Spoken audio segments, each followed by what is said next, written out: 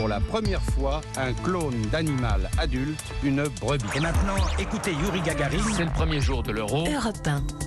Il est 7h23, c'est l'heure du jour où votre plongée quotidienne dans la boîte à souvenirs d'Europe 1. Et on va vous faire un petit tour en voiture ce matin. On va regarder dans le rétro pour revivre l'inauguration du périphérique parisien construit dans sa totalité. C'était il y a 50 ans, jour pour jour. Bonjour Alain Medjahed. Bonjour Lionel, bonjour à tous. Alors après 2 années de retard donc, sur le calendrier prévu, le dernier tronçon entre la porte d'Asnières et la porte Dauphine ouvre donc ce 25 avril 1973. Oui, après 17 ans de travaux, la ceinture parisienne de plus de 35 km est officiellement inaugurée par le Premier ministre Pierre Messmer.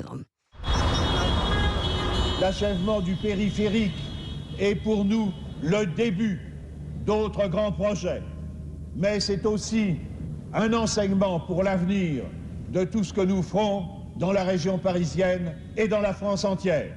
Le périph' est bâti en lieu et place des anciennes fortifications de la capitale. La promesse, décongestionner Paris. Mais très vite, la ceinture est au bord de la saturation. Chaque fois que l'on crée une autoroute ou une voie express dans une agglomération aussi grande que Paris et sa banlieue, on provoque un appel de voitures qui viennent encore aggraver les embouteillages. C'est pour ça que finalement, à partir du moment où l'on s'engage dans la voie de la création d'autoroutes en zone urbaine, on s'engage dans un cycle sans fin.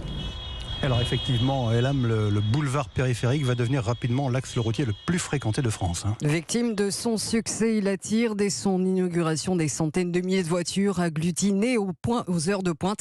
Des voies limitées en 1973 à 80 km/h. Il n'y a pas de raison de limiter à 60, il vaut mieux aller à 80.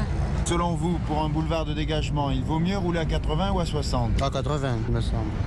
Faire le tour de la capitale sans rencontrer un seul feu tricolore, le boulevard urbain est pratique et vital pour certains, trop polluant et bruyant pour d'autres. Il aurait fallu tenir compte de la vie des gens qui vivent le long de ce périphérique. Ce sont des dizaines de milliers de travailleurs, de familles entières, dans des cités que vous connaissez, des cités ouvrières, tout au long du périphérique. On a refusé d'insonoriser le périphérique.